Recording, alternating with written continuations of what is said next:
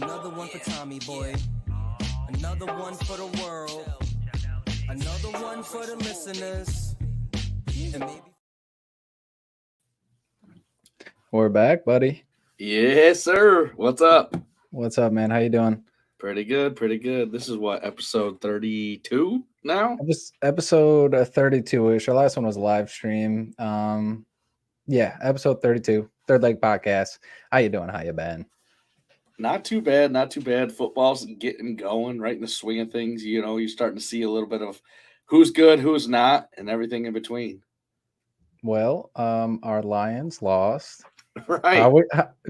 How are you feeling about that? Are they one of the teams that are good or are they bad? Still repping. Still drinking the Kool-Aid. It didn't taste as good this weekend, but I do think they're a good team. Seahawks just have our numbers, really. Like, they're a good coached football team. Pete Carroll is good. We made mistakes that gave them the game. I think it was more we lost than they won, if that makes sense. For sure. And at the end of the day, you give up 37 points. You can't expect to win too many football games like that. So even looking at the box score before you're even diving deep into the game and the small things that happen, you give up that many points, you can't expect to win a good percentage of time. So for sure. And people will like call out the ref, like not calling the holding on Hayden or on Aiden the last play of the game. Was it a hold? Probably. Yes, it was. But you also shouldn't have been in that position. Like, we had zero pressure on the quarterback all day long. Geno Smith looked like fucking Johnny Manziel just running around out there, just looking for someone to get open in college. I think we have like one sack through the first two games so far this year. It's ridiculous. This is supposed to be the better part of our defense is the defensive line, and they haven't been showing out. That's for sure. Yeah, 0 sacks. There was that one, if you want to call it a sack, where Geno was scrambling at the end. I wouldn't count that as a sack. But other than that, 0 sacks this week. It just doesn't seem like we have any end contain. Like, there's so many times they slip out of the pocket. Like, how do we have no containment, yet we still don't get to the quarterback? I don't know. It makes no sense to me. Obviously, week one, you could say it was the right tackle playing slot receiver against us that hurt us. But this past week, I don't know what was going on because we did not get home, which means you have to dial up the blitz. When you dial up the blitz, you still don't get home. Okay, now you're leaving guys out on islands, and that's not good. People got burnt this week.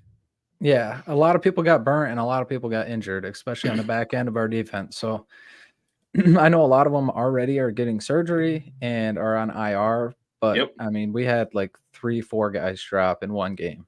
For sure. Chauncey Gardner-Johnson is, I think, the biggest name, right? The pec, people were like, oh, he came back in the game. Why is he going on the IR? The pec tear, you feel fine until it starts to swell. And then once it starts to swell, that's when the pain really starts to set in. So it was one of those, you're not going to damage it any more than you already did, and you're not in pain right now, so go ahead and go play. But after the game, once your adrenaline's done and it starts to swell and all that shit, that's when you're going to be hurting. So that's why he's going on IR. It's the same injury that TJ Watt had last year too. So hopefully he can come back. I saw some news articles saying, we're hopeful he plays again in 2023, but who knows? Yeah, it's tough to see, especially like the week before, a lot of hype, a lot of ski mask talk. Like, he had a little bit of hype around him, and then now he's out for potentially the rest of the year. So you hate to see it. You really do hate to see it. The Kool-Aid was a little sour this week. Hey, but we got to keep trucking, on to week 3. Very winnable game against the Falcons, who are 2-0, but we expect them to not be as good as what their record shows, right? Like, I forget who they played week 1. They beat Green Bay last week, and I don't think Green Bay's as good as what they showed so far. But who knows? It should be a good game. What do you think is going to happen? The Lions score a lot of points, and the Falcons' defense is not great. A lot of receiving yards against the Falcons. It's just, can we run the ball well? Right. For us, I think everything's going to happen up front and without Montgomery, possibly. I mean, we're going to see what Gibbs is actually all about because he only had 7 carries. He also had 7 receptions, so it's not like he wasn't playing, but carrying most of the workload on your back in the run game department is going to be new for him in the league. So, I mean, there's kind of a lot riding on this game. Obviously, I'm always going to take the Lions. Right. But I think it's going to be a high-scoring game, and I think the Lions are going to have a lot of high-scoring games because we have great offense. We move the ball really well, but our defense hasn't been holding their own this year. For sure. Do you think that we need to be less aggressive on fourth down? It's hard to say. We texted about this when the game was going on. When we get the first down, hell of a play call. When we don't, you're pissed. So Right. it's hard to be like the armchair coach and shit when we don't get it. But when we do get the first downs, just kind of brush it over and not make it as big of a deal as you do when we don't. Right. So I'm okay with it. I'm okay. He's like one of the only coaches that are doing it like this. So it's still super new to me. If we go over a season long and this happens and we're not successful at it, then I don't think that's the strength we lean on and rely on, especially multiple times a game. Right. I think he's getting a little bit of backlash. Like, hey, you ruined it because you went for it on fourth down so much, blah, blah, blah. I think he's going to stick to his guns. And that's what I like so much about Dan Campbell is he knows what he's doing. As far as he knows what his scheme is, and he's not going to back down from anyone. He's going to stick to it. So I look forward to seeing them continue to push the agenda on fourth down. We are the only team that gets to do it. And I tweeted on Sunday, the Detroit Lions are fun to be a fan of right now because our games are exciting. Obviously we ended up losing the game, which is fine. It doesn't change that statement though. I had fun watching the football game. For sure. I mean, we all know the Lions usually keep it close, especially even in the rough years. Like we're always playing tough ball. Typically, a couple blowouts, 17 game season, but it's going to be a few blowouts. But typically, they would keep us into the end and lose. Last year, and the week one, they kept us in and we won. So I mean, it's super exciting when we win. But I feel like they've been a team that kind of just like sticks around regardless. And it comes down to, the last 6 minutes in the fourth. I feel you. That's the truth. Hopefully we win more than 50% of the 50-50 games, right? Then you'll be happy with your season. If we lose more than 50%, you're sad. For sure. And as a fan watching, like we have an electric offense. And a coach that goes for it on fourth down, does fake punts, shit like that. So you're kind of always on your toes as a Lions fan, even when we're on defense, because we have a lot of big plays against us as well. So you're just always got to be locked in when you're watching the Lions game. What do you think was the kind of turning point in that game on Sunday? To me, I thought it was when Montgomery went down and we lost that hard-nosed running aggression and the capability of running it on 3rd and 3. We kind of got one-dimensional once he was off the field, and they kind of knew we were throwing it in the 3rd and manageable, 3rd and short, even 3rd and 2. Like, I don't think we felt comfortable running it with Gibbs and our mismatch line that we had. Penne was usually left tackle, went to right. Then we had Decker out or someone else out, I forget. We didn't have what we normally have up front, and then you lose your hard-nosed running back. So I thought watching the game, that was like the big turning point that made us so one-dimensional and a little easier to scheme against on defense, and it kind of just like shifted the balance just a little bit. For sure, and I wholeheartedly agree with you. I think that's why we didn't get aggressive towards the end of the game where we had a chance to potentially score and win rather than kick a field goal. It's because we didn't have that bruiser back. He was running through tackles like crazy before he got hurt. And I hope he comes back. They're saying 3 to 4 weeks. Hopefully when he comes back, it's 100% ready to rip. For sure. The worst thing for me with him is that that was his thing. Like he was injury prone. Like even Bears fans were saying, good luck. You might have him for a couple weeks. And sure shit, week 2, he gets hurt. So it kind of sucks. I was hoping he was going to be able to bounce back, stay healthy, kind of, say fuck off to all the haters and get a full long season in Detroit. So hopefully he comes back a little sooner than expected and, he can kind of continue out the season because he was running really strong. He was always falling forward and he looked really great out there, honestly. Looked like a running back one, No, for sure. Yeah, he did. Jameer would be the change of pace back for him. It looked like a good combo. I can't wait to see what this offense looks like when we have a deep threat when JMO comes back because we're kind of lacking that right now. We're 1/3 of the way through his suspension. So, hey, let's see what happens. Hopefully he's been banging them college football lines. Hopefully he's been having a good time on the couch, kicked up, watching his team fucking fight for their lives out here. Absolutely. Absolutely. I guess what was your biggest storyline from week 2 or what game did you like the most? Well, the biggest storyline is Nick Chubb's kneecap. I think everyone was talking about that, so I'm pretty sure that was the biggest storyline. Unironically, Big Egan, when we trade for Mike Evans, yeah, you think the Lions are going to trade for someone like that? I fucking wish, dude. He commented that trade for Mike Evans. Yeah, Big Egan. Oh yes, that's Evan. Okay, Evan, I would love to see it, but I don't think the Lions will pull the trigger on it. We're too scared, but we did see that Mike Evans still has it. Even with Baker Mayfield, they were chucking that ball to him last week. He's going over 1,000 yards again this season for sure. Yeah, you would think. Especially because they're probably going to be down a whole lot. Right. One of the most surprising things to me is the Chargers right now. The fact that they lost again, and in the fashion that they lost, they've scored 63 points and have 0 turnovers, and they're 0-2. They have the most points scored against them in the AFC West, and the second most points scored for, and they're only trailing Miami by 2. So they scored 58 points. Miami scored 60, but they've given up 63 points, which is just atrocious.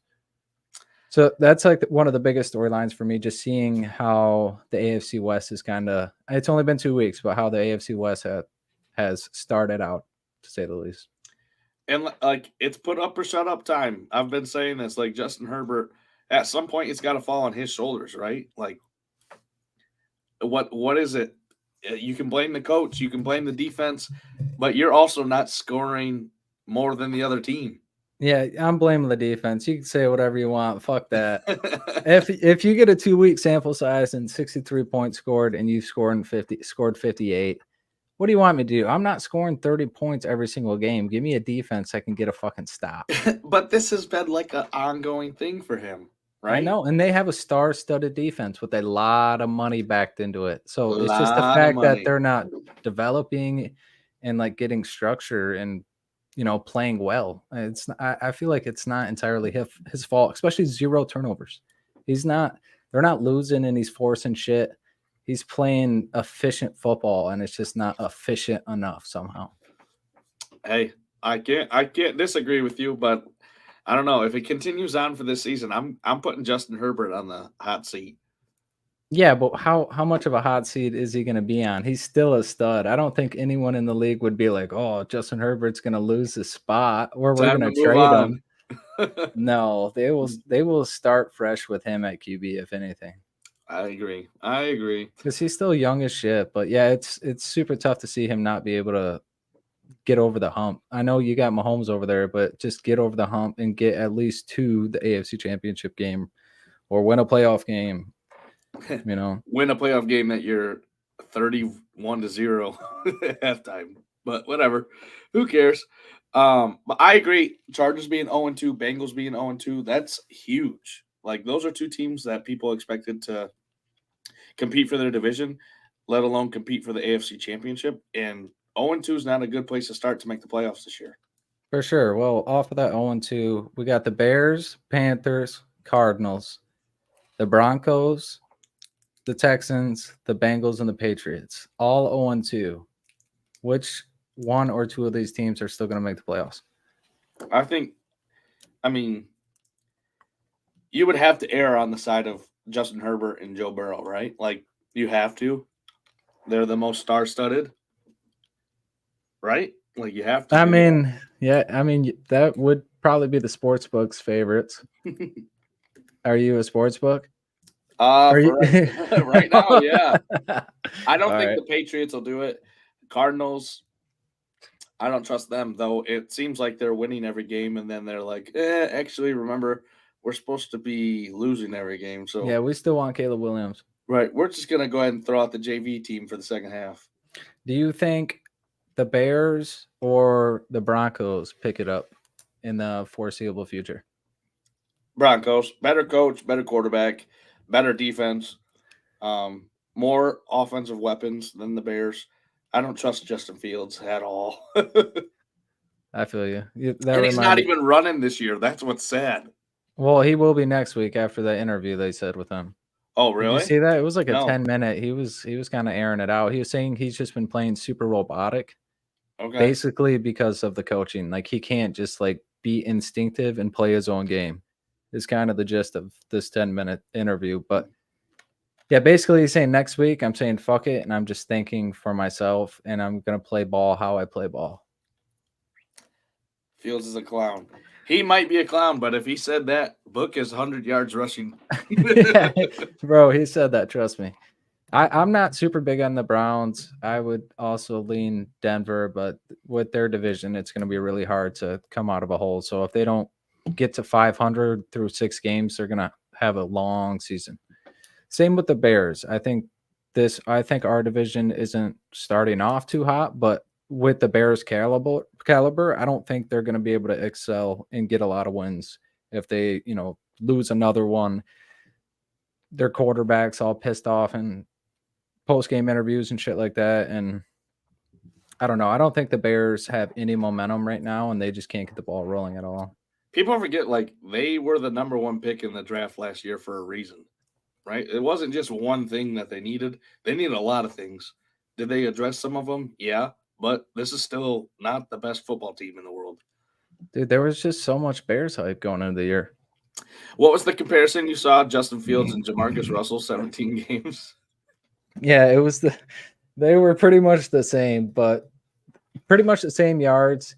He had 100 more yards than Jamarcus, but Jamarcus was 11 touchdowns, 11 picks, and Justin Fields was 10 touchdowns, 14 picks. So Jamarcus had more picks, less interceptions, 100 less receiving yards.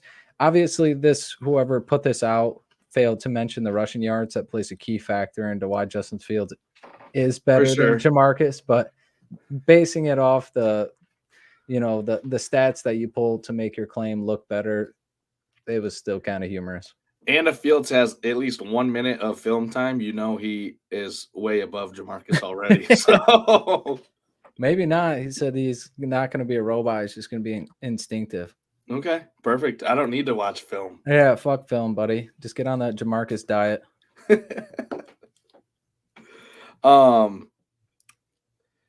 So you talked about the Broncos. Did you watch that game this weekend? No, I just heard there was terrible play calling or terrible clock management and shit at the end of the game. Yeah, and Broncos had a huge lead, blew it to the Commanders. Then Russell Wilson throws a Hail Mary that gets just batted around for a touchdown. And then they lose because they didn't get the 2-point conversion. But they're saying there should have been a PI, and it looked like there should have been a PI.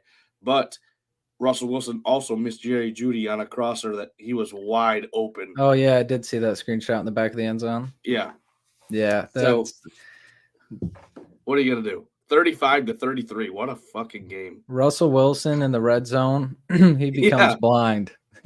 That's like one of the biggest challenges ever.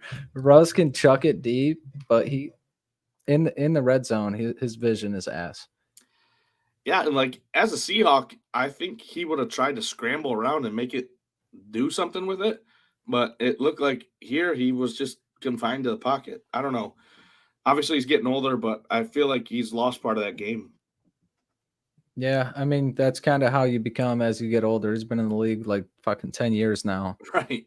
10 plus years. So you kind of turn into the, more of a pocket passer. For sure. Brian Robinson scored 2 touchdowns for the Commanders, so that looks good for him. Good to see him doing well, especially after last year, everything that happened with him, He still had the coolest fucking intro ever. The coldest intro. The coldest intro. Many men after getting shot.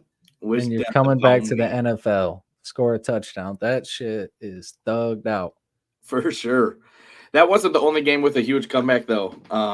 Did you catch any of the Giants-Cardinals game? Well, I kind of already alluded to it, but No. no. Oh, Mechie?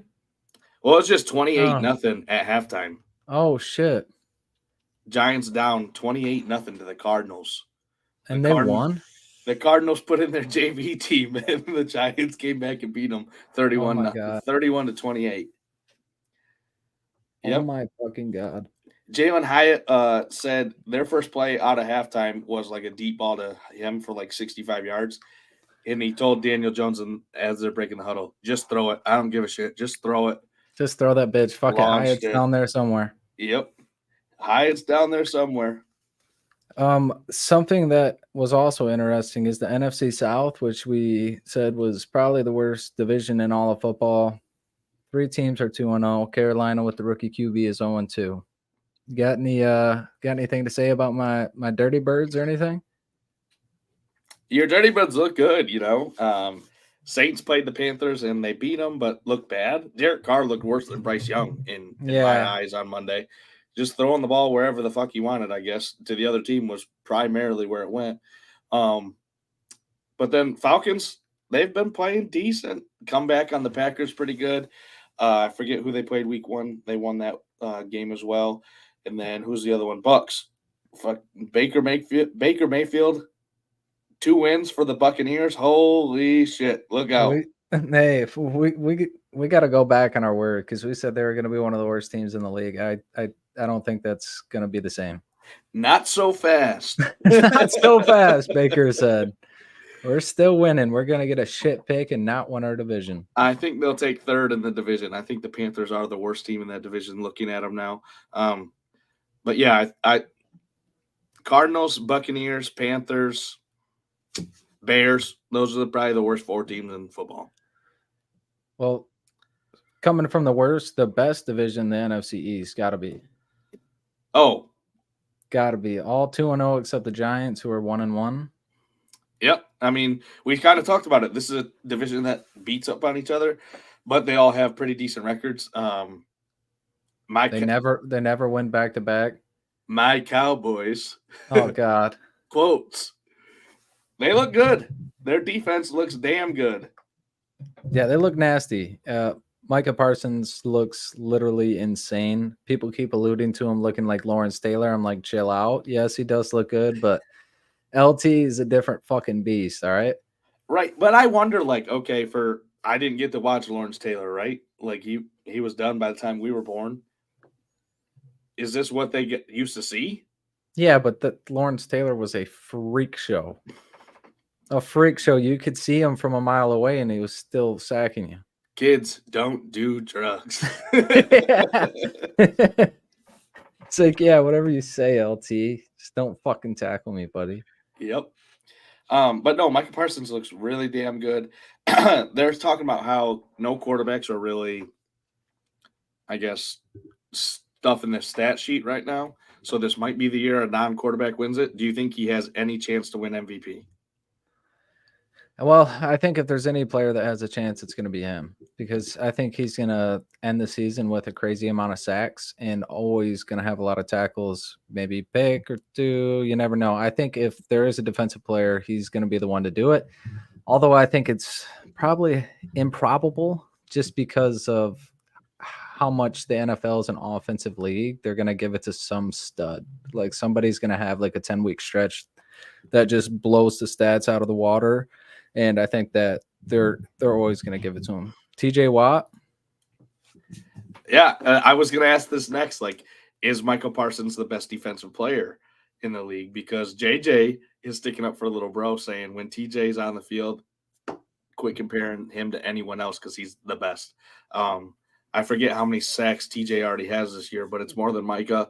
What do you think? I mean, I don't like comparing players like this, like especially on defense, because it's 2 different schemes, 2 different necessities they need for them on every snap. They're in different packages and shit like that. But I don't think I even need to argue it, saying they're the 2 best players in the NFL. I think should suffice. I don't think I need to rank them 1 or 2. But Micah does cover the whole field. and TJ locks down one side of the field. So there is a little despair there and, difference in where they play, but I'm happily just saying they're the two best defensive players in the league right now, especially young players. So I agree. On ESPN today, they were kind of talking about it, and Micah Parsons, when he's rushing the quarterback, wins his rush 57% of the time. that's disgusting. The league average is 17%. That's fucking disgusting. He's by far the most. So, like, is TJ Watt, that's all he does is puts the hand in the dirt. He's coming every play. Micah Parsons plays multiple roles and has that good of success when he rushes. Like, Yeah. he might be better than TJ. I don't know. Evans says Watt with 118 snap, Parsons with 81. Let's play the factor that they were up 40 points in a game, and you're not going to leave your studs in there for the whole almost fourth quarter, where the Steelers have been in very close games and not winning them.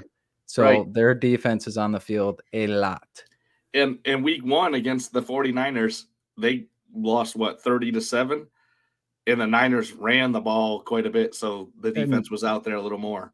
And also, let me say this. If you're a defense, you want less snaps. That means you're getting off the field. If you're on the field a lot, that means that your defense isn't being as efficient as they should be. So more snaps is bad for a defensive player if you're going at who has more snaps or who should, who's better off of snaps. For sure.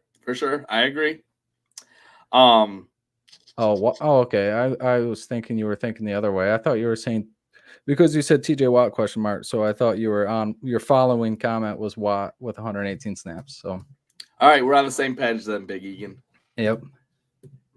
Joe Salvi, that's gross. That is gross. About as gross as Nick Chubb's leg. Stop it. I told you. You gotta make light of it. For sure. Too soon? Maybe. Definitely too soon.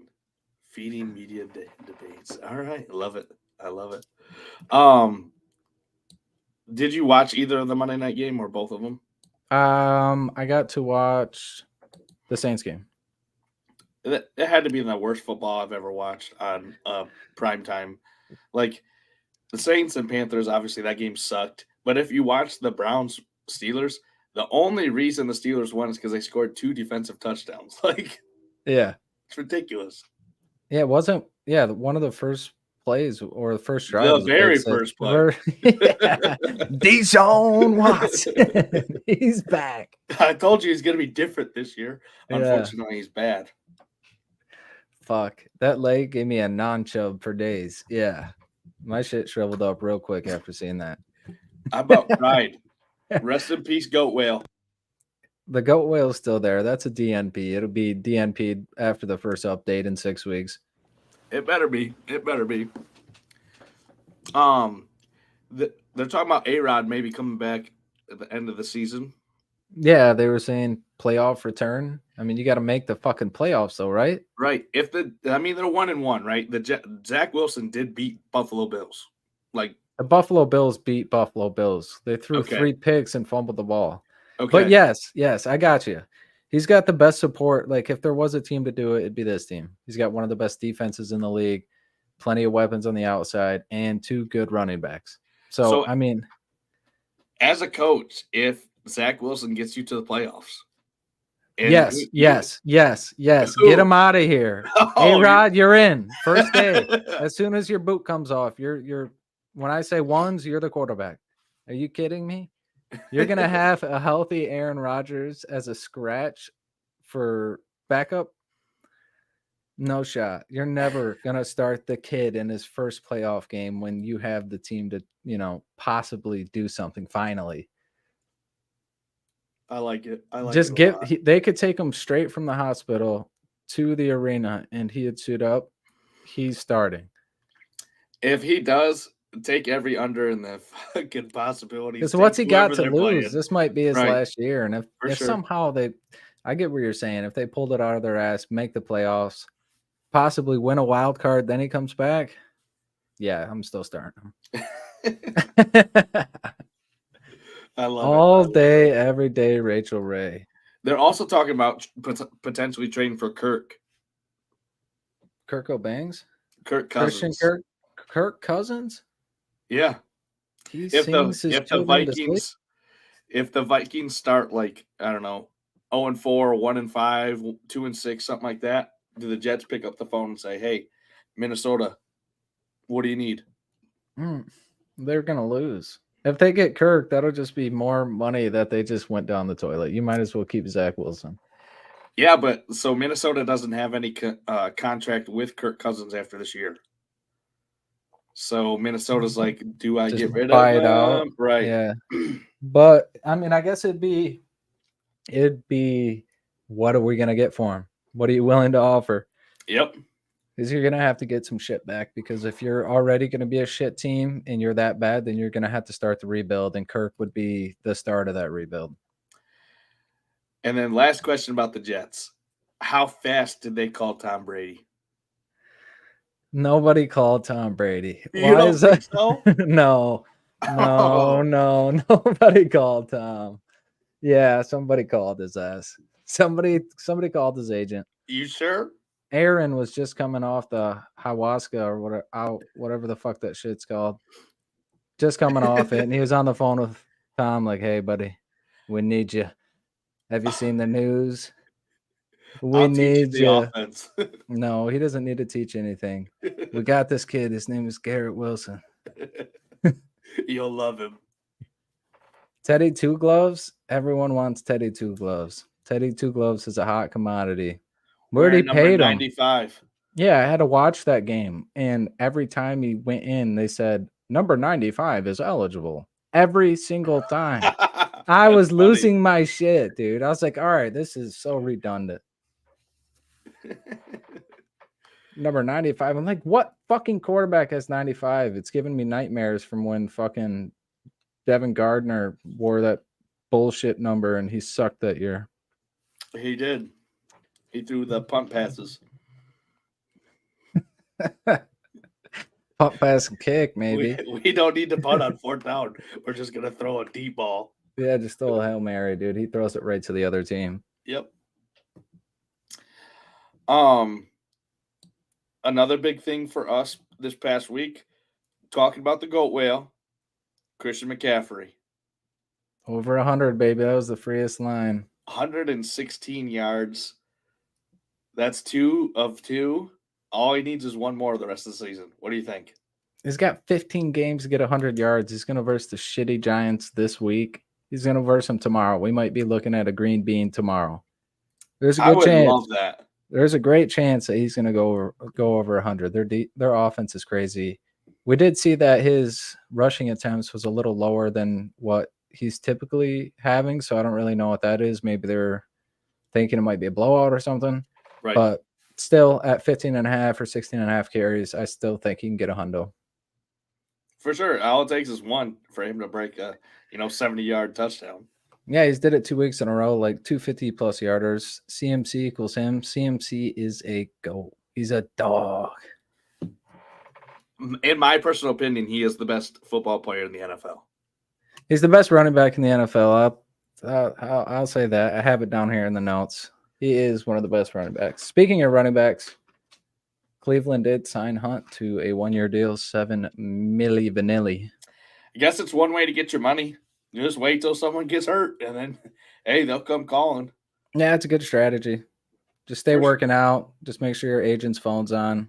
Yep. You'll get a ring, especially because there's been like 6 running back ones that have already went down this year. It's a typical thing. That's why a lot of coaches don't like paying them. Right. Because they're already always going to have to find the next guy anyways. They might as well just have like a 3 running back rotation and just keep scouring for running backs rather than paying someone $5 to $7 million max contract. Right. Would you like to see the Lions go after one of the guys who's a bruiser so to kind of tide us over until Montgomery gets back? Yeah, isn't Fournette available? That's who I was thinking. Fournette, or there's one other player. I can't remember. Pick up the phone and call Adrian. No, we already did that. we already did that. Detroit is known to get, great players on their final fucking year on their way out the door, but we don't need Peterson. I think we need another running back. I think that's inevitable.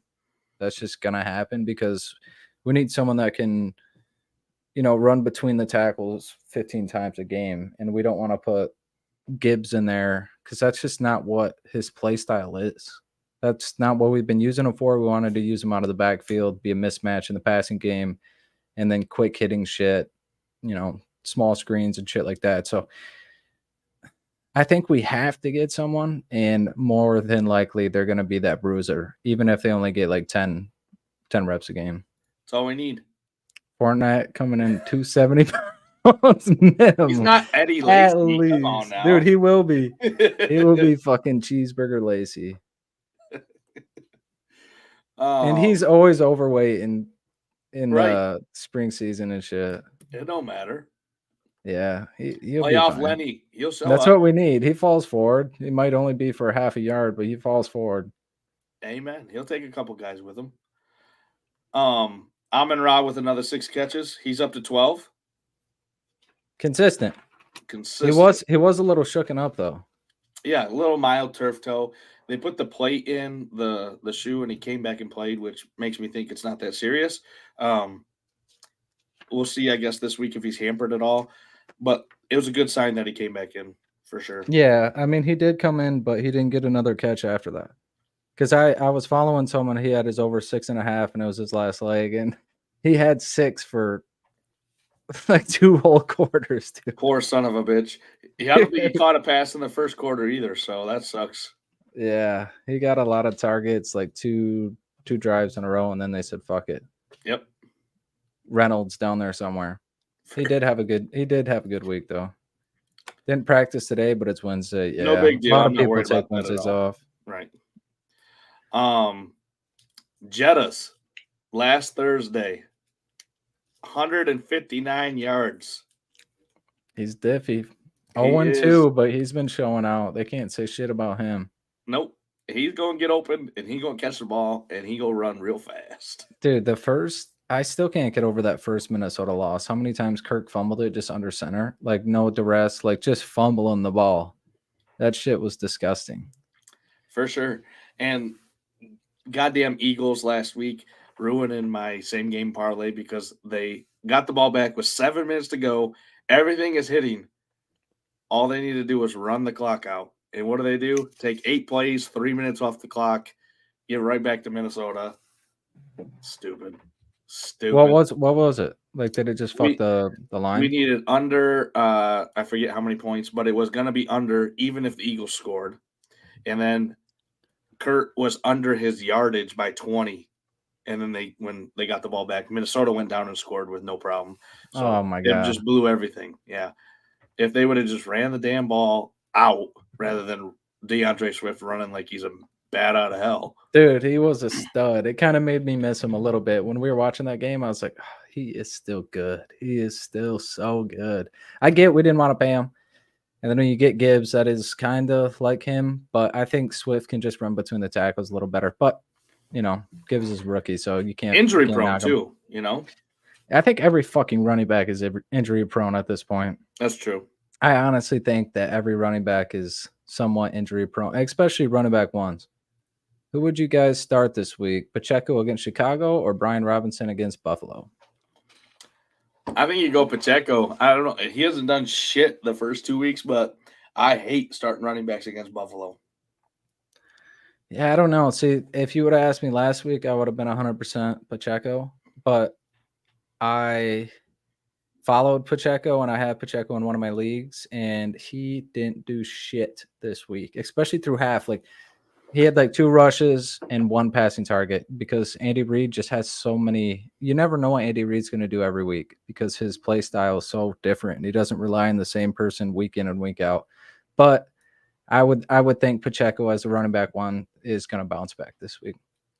Yeah, I mean, you look at what Josh Jacobs did against Buffalo last week. I think he had like 9 carries for negative 2 yards. Yeah. So if they play like that, I mean, it's a free answer, but you never know. Running backs are super weird, especially goal line shit, where they could have 15 yards but 2 touchdowns. So It is, it's up in the air, but I would ride Pacheco on this one just because I think that offense is going to bounce back after having an absolute shit 2 weeks in a row. Absolute shit. What was that game between the Chiefs and the Jaguars? It was fucking flag football, I think. I think there was like 13 punts that game. They were so shit. Your punt parlay was free for those two. Anytime you see 3.5 or 3, just fucking bang it as long as it's not the Lions because they don't fucking punt. They don't punt. Their coach is playing Madden, bro. Dan Campbell out here. He's not with the adding sticks. Madden either. That motherfucker's picking his own plays. Right. He's your little cousin. It's 4th and fucking 12, and he's going for it. Yeah, Fake we punt. got it. Fake punt, baby. No, Trevor Lawrence looked bad. Unfortunately, Calvin Ridley only had 2 catches this week. We need him to get more than that. Yeah, well, we're lucky he had 8 the first week, so now it just looks like he got 5 2 weeks in a row. Right. We can deal with that. Don't look at the game log. Just average 5 a week. We're good. Yeah, exactly. Dolphins look real. Dolphins look real. Now, offense is nasty. The head coach is fucking hilarious. Yeah, the little halftime interview. Him Running away. From the camera. That shit's so funny. The fact that he can just like laugh like that is good. Oh, we got J-Dub in this bitch. Let's go. What up, Warner? What up, Warner? It's interesting to see though. Like the Patriots obviously are going to try and take away what you do best.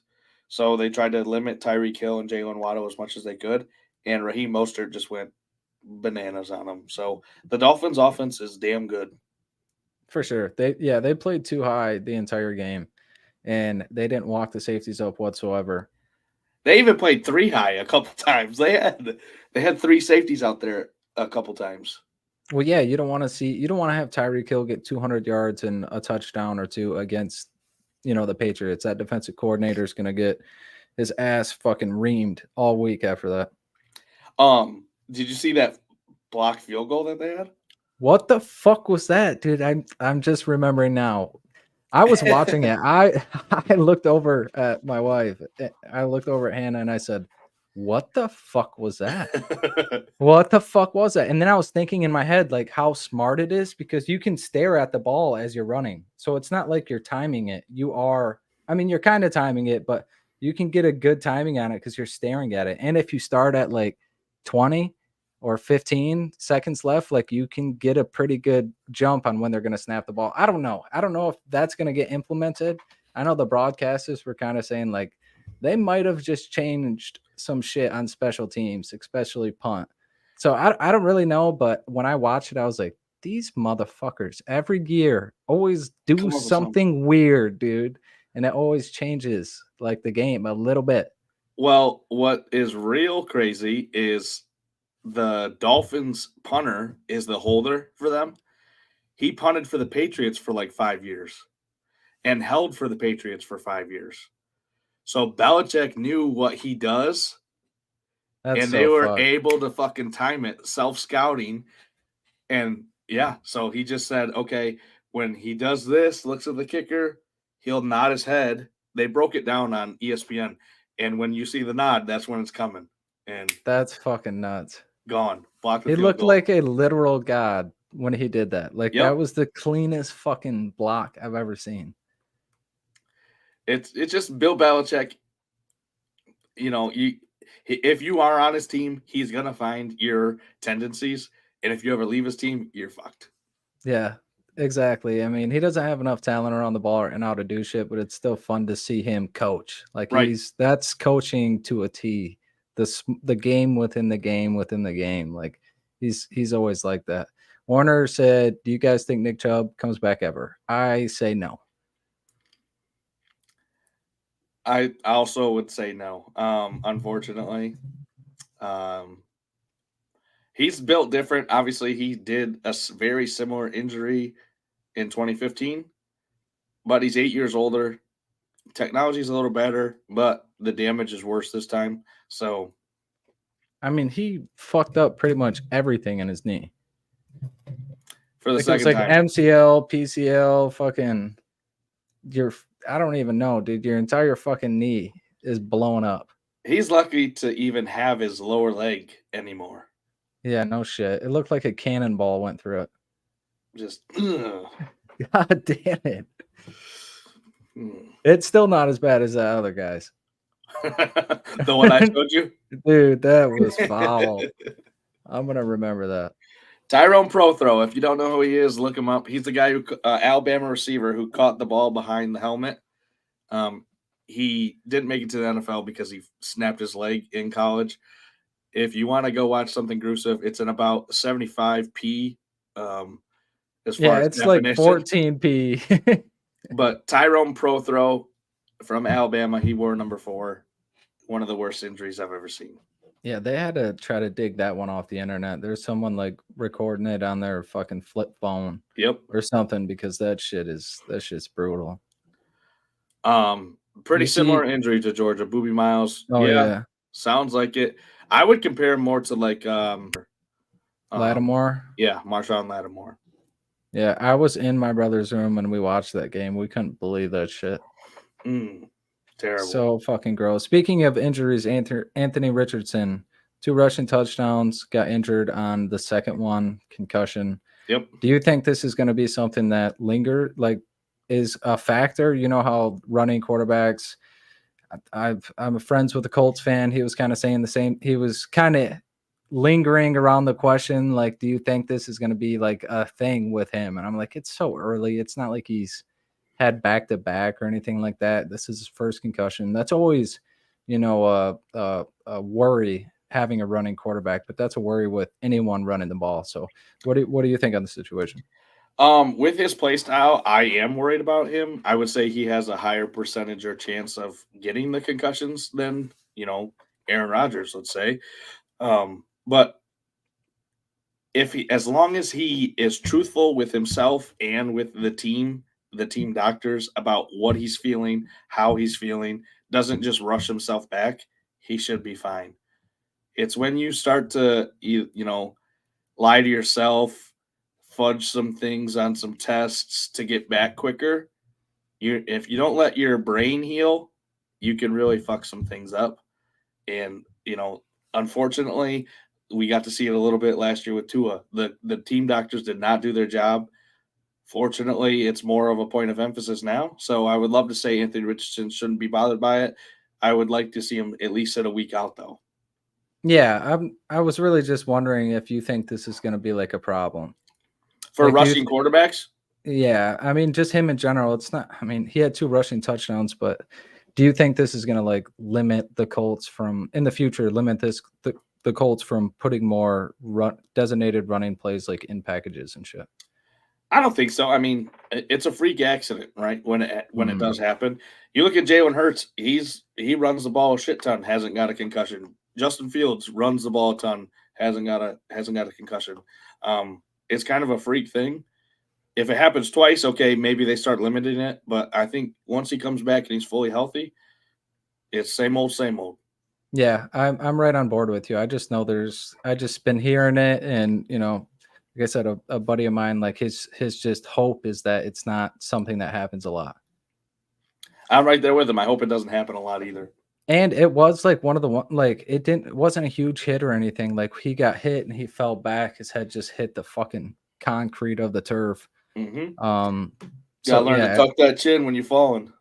Yeah. I guess. I mean, he's got to learn, better ways to fall if he's going to be taking so many hits, I guess. For sure. Speaking of the Colts, though, they did end up winning. And if you look at the system bet that we kind of talked about before week 1, where if the road team is less than the 3-point or less underdog, you take them to win with the points. The line ended up being Texans -1. Colts win outright. Do you like the system? Do you not like the system? What do you think? The system is 5-1.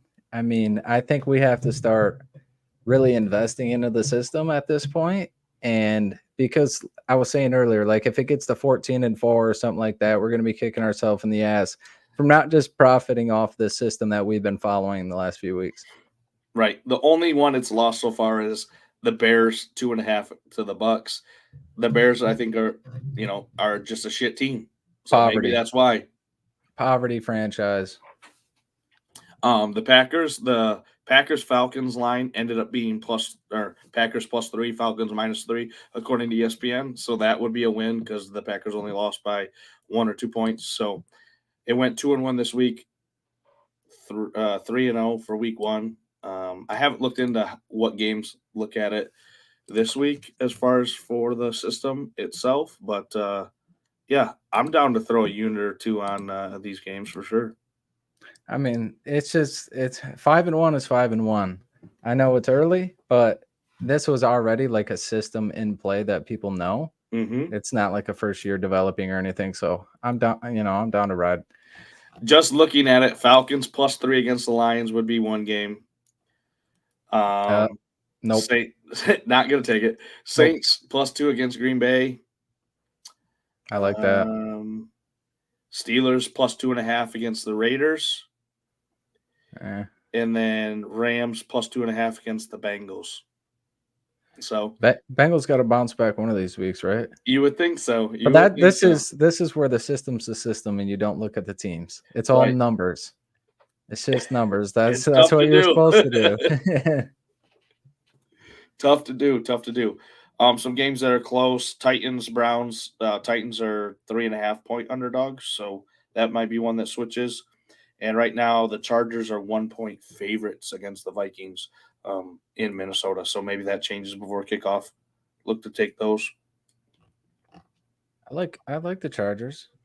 I like the Chargers. This battle of 0-2 teams that should not be 0-2. Right. One of these teams has to go to 0-3, which is just brutal. Damn, that's brutal. Sucks. One of these, hopefully it's the Vikings. I want everyone in our division to just eat shit. I love it.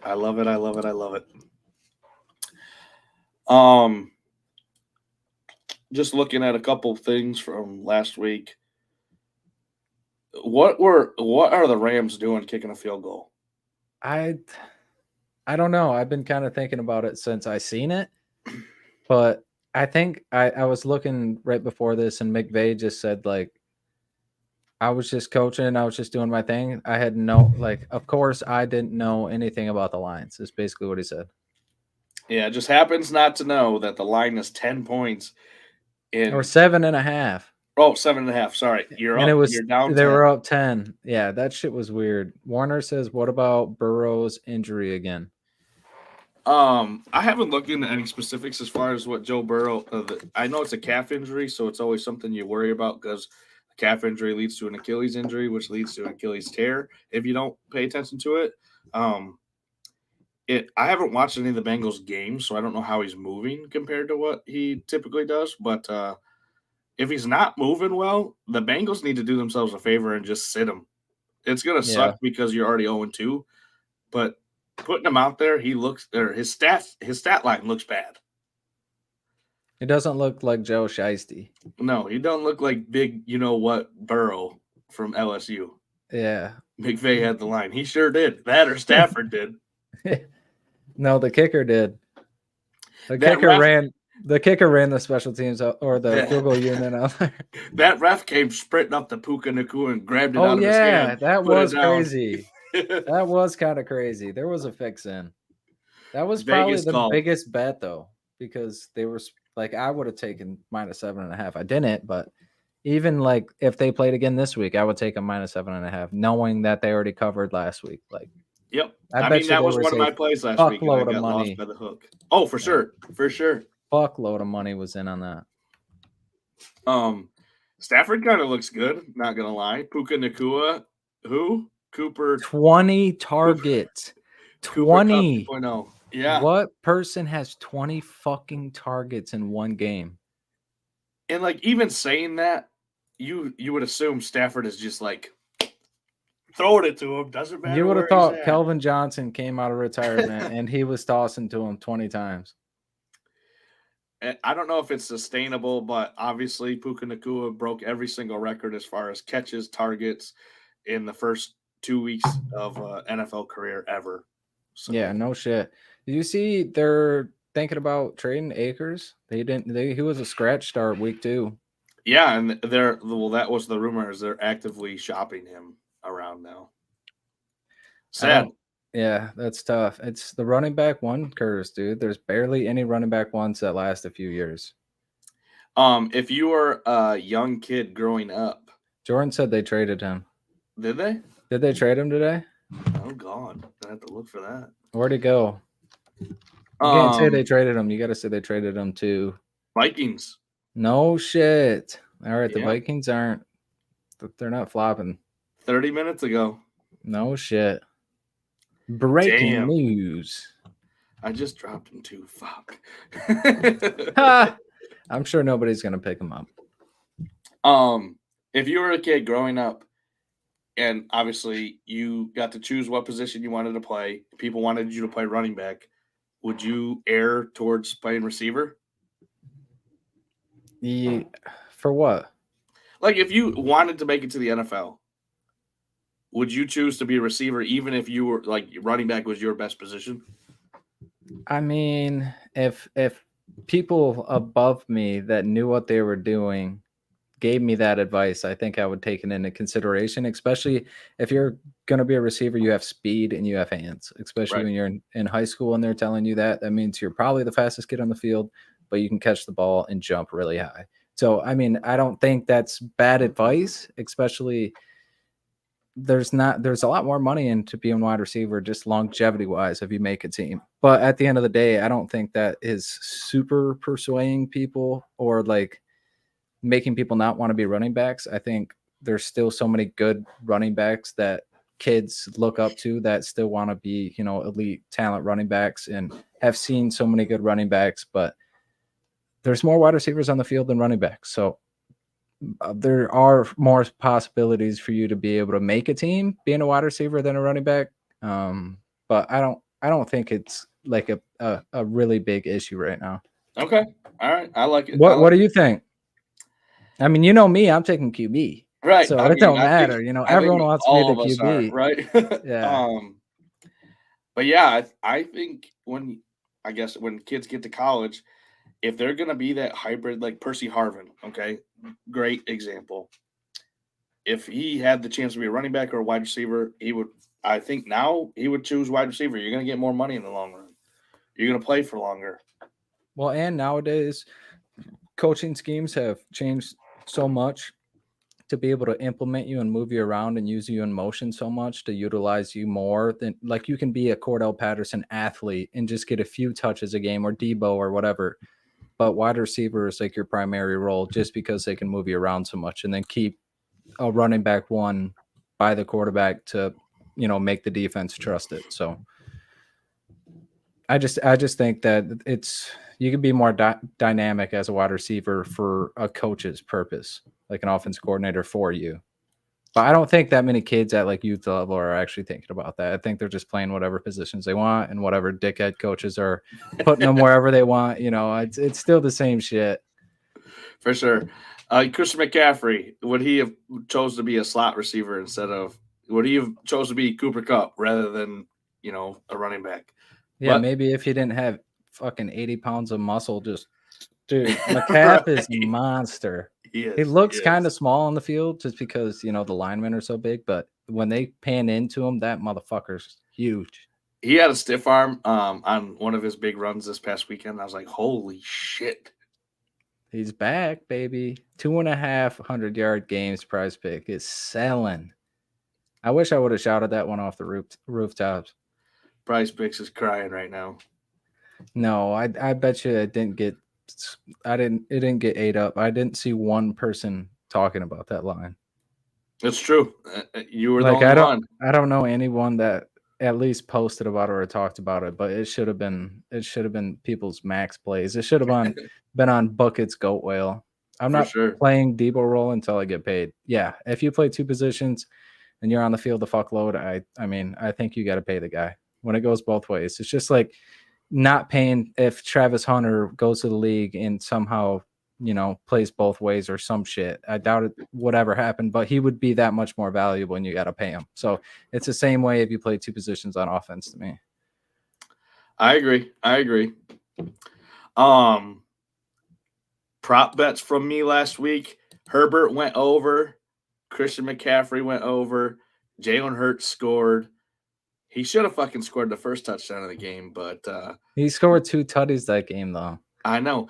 At home, if the Eagles are at home, take Jalen Hurts to score, especially with that stupid ass push play that they do. I don't know how it's legal, but the whatever. butt push. Yeah, The cheek, it's unstoppable. One person on each cheek, push him in. It's unstoppable unless you get CJ Stroud. Or Bryce Young. Or Bryce Young, yeah. He's too little. We can't run that play. We're bringing our backup quarterback to run QB sneak. That's sad. That's fucked up. They could run it all the way down the field, 3 yards a gain. What do you think about this week or this Thursday Night Football tomorrow? There's a couple lines I like.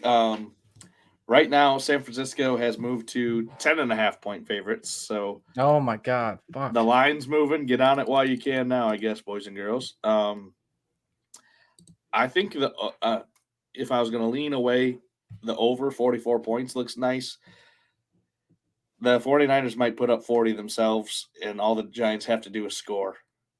I don't trust the Giants, but I think the 49ers can score a shit ton of points. Are you fading your primetime unders? Last week they went 2-2, so I don't know that week one.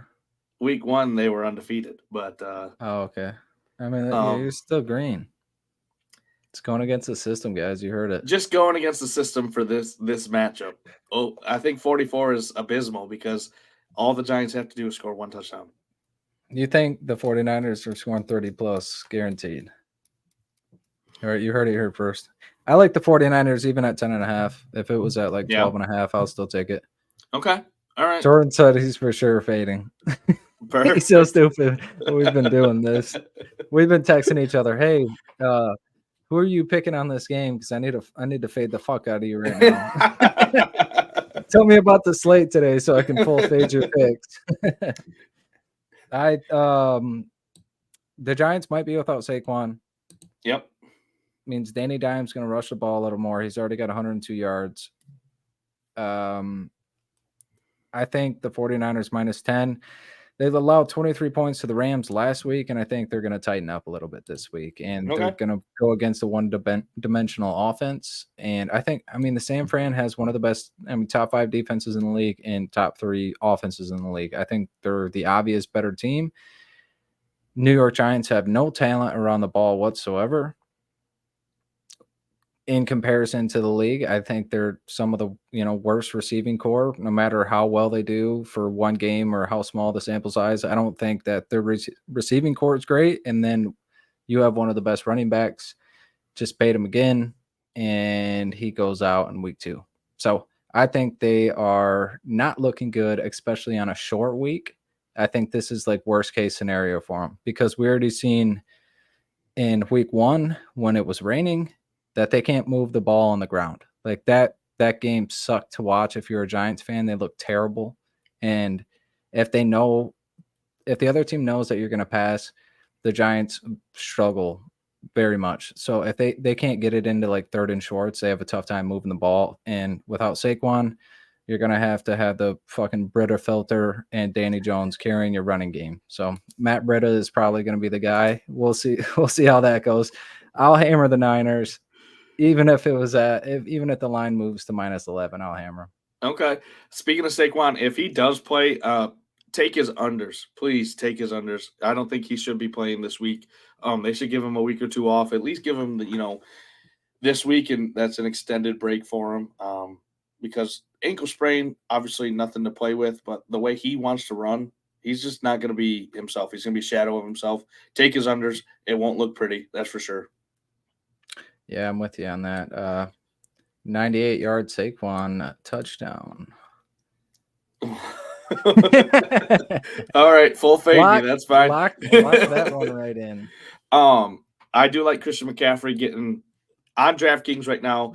I got 77.5 before we started today. I put 2 units on it. Right now, it already moved to 78.5. FanDuel has 80.5 or 81.5. PrizePicks is 79.5. So 78.5 is the lowest you're going to find it. If you can go bet it, I would go bet it right now. TMC over 77.5, 78.5 right now on Yep. what is that? DK? Yep. DraftKings. DraftKings. I'm also probably going to ladder his 100 yards, which is plus 205, and then 125 yards rushing for plus 550. So just small little sprinkles, like probably a quarter unit on 100 and probably a tenth of a unit on 125. Just to give you a little cheddar if he does have one of those big games, which he can have because James Conner just ran for 107 yards against the Giants, and the Cardinals suck. So Yeah. you Yeah. never The know. Cardinals have a backup quarterback starting. So the fact that they could run the ball that efficiently should tell you something. 49ers offense is leaps and bounds above most teams in the NFL, especially the Arizona Cardinals. So unless somehow they bounce back huge defensively, I think it's going to be a long night for them up front. Agreed wholeheartedly. Another play for me, Nick Bosa, over 0.75 sacks, plus 100 on DraftKings right now. He's due. So due. The man hasn't got a sack yet. The Giants give up sacks like it's crazy. So I think he gets a sack or at least 2 half sacks for you, plus 100. Giving them out like they're free candy. I respect it. Plus 100. He's due for a sack. He hasn't had one all year. Give it to him on primetime Thursday night. Amen. Hopefully first a terrible team. Right. And you know they're going to be passing, especially if Saquon doesn't play. That's what they're going to have to do. So yeah, I think we've seen a stat earlier, like when Saquon's not in the game, he throws it like 35 times a game. So give me one sack, 30 out of 35, baby. Give me them roulette odds. I'll take them. And speaking of Daniel Jones' stats without Saquon, I'm also taking him to throw a pick tomorrow, minus 115. He's thrown, I think, 4 already this season. Without Saquon, he has a 16 touchdown to 18 interception ratio. Like, that's not very good. So he's going to throw picks. 49ers are going to get pressure. He's going to look to turn the ball over. Yeah, especially if they're losing, they're going to throw it more, and you might want to force some shit in when you're kind of tilted. You might be down 21, and you're just trying to make a play. That shit happens all the time. You never know. I think I think he's due for another pick, especially versus one of the best defenses in the league. So you can get it that low, close to 100. I'll take it. For sure. What was that, Riley? Dunny, you got a SGP. I don't have a same game parlay yet, purely because DraftKings hasn't released rushing props for the game because they don't know if Saquon's playing. When they do release that, I will be looking to take 49ers minus 6.5, probably over, 35 points. Christian McCaffrey, probably 60 to 60 yards rushing, probably. Daniel Jones pass attempts around 30. And then probably Christian McCaffrey anytime touchdown scorer. So whatever that comes out to, I don't know yet. But that's what I'll be looking to build tomorrow. I'll post in the Discord and probably in our Facebook group as well, so everyone can see it. But it's not out yet, but we are going to build one. We do have a third leg from Shaggy today.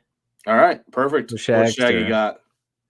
Shaggy has Deebo Samuels over 4.5 receptions, minus 115 on DK. He is their number 1 most targeted receiver this year, and he thinks he's going to get the rock over there.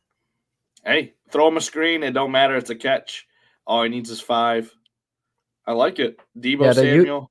They utilize him a lot. They put him in a lot of motions and try to single him out with the safety and stuff rotating over with him. So 4.5 receptions, not too bad. Hopefully they're not just McCaffrey's just having a heyday with them and they don't have to, get too much out of the box and throw the ball a lot. But I still like 4.5 for one of the best players on the field. Amen to that. I'll take it. Maybe I'll look and throw him into the same game parlay as well. If they give you, 4 catches or 3 catches, it's going to be lesser odds, but that way it's a little less of a risk. Yeah, it's a prop teaser basically. Mm-hmm. That's what I like to do. Yeah, I like it. I mean, you like to play safe, baby. Just give me the best chances at hitting. I'm not looking to, turn $2 into 1,300. Shout out Cody. But Cody Griner is a fucking unit for that. 10-game baseball parlay, $2 for $13.50. Jesus. Brother in Christ. Call the number. I wish he would have hit me up. I would have put money on it. Well, if he would have hit you up every day with those, you might not have had enough money for today. That's true. That's true. But that's just like one of the, you got $2 left. Let's just fucking click 10 buttons and cash it in. And then you look back at it and you're looking at the last leg. Walk-off home run. Walk-off 2-run home run to cover the run line of -1.5, tied 0-0. That's like the most legendary shit ever. I would have been going nuts. Chode Master has the number. Yeah, I'm sure he's got that number saved. He's called it 1 or 2 times. I always wondered why he was watching fucking Tokyo baseball early in the morning, and now I get it. And now I completely understand. He's just a degenerate. I love it. I love it. You got anything else for tomorrow night? We got Jake Moody over 1.5 field goals. Jake Moody over 1.5 field goals. 3 for 3 in each game so far this year. He's 6 for 6. It's plus money. We're giving out plus money plays like it's nothing, like they're candy. Take it, do it for a unit, watch it hit, and we'll be happy. Put it in the lay. I think this is a really good pick specifically because the Giants suck so much on offense that the 49ers might have so many possessions. And there's going to be a lot of times that they're going to get it over the 50. They got a kicker that's hasn't missed a field goal all year. I think even if they're up 14-17, they get down there, they're not going to be super crazy play calling. They'll settle for field goals, especially when you're up that much. So I love the play. He's obviously a Michigan man. Go blue. Got to respect him. He hasn't missed a kick all year. So we're going to ride with Moody tomorrow. For sure. For sure. And if you're getting crazy, look at CMC first touchdown score plus 230 or first 49ers touchdown score plus 180 right now. So those are 2 lines that if you want to really gamble. Yeah, if you don't want to pay the juice of fucking, what is it, -200 something for him to score -250 for anytime touchdown score, which is just disgusting. Just disgusting. Let me see if I got anything else here. I think we're good. So we are going to be live Saturday morning pregame show and then Sunday morning pregame show. So won't have another podcast for Spotify for you guys, but Saturday and Sunday we will be live. So if you're not at the game, tune in. Hey, come through. Check out the plays that we like for college football. Then wake up early with us Sunday, crack another one, and get going for prop bets and spreads and over and unders for Sunday. Let's go, boys. We got to make a anytime touchdown parlay for Sunday. I'm down. Because that's when it gets juicy. Hey, someone send us their third leg. Who do you think's going to score a touchdown this week? Find good odds. We'll build something together. For sure. Warner said he'll be there. We'll see you there, Warner. All right, that's going to do it for us. What is that? Episode 32 of the Third Leg Podcast. We will see you guys next time. Peace. Peace.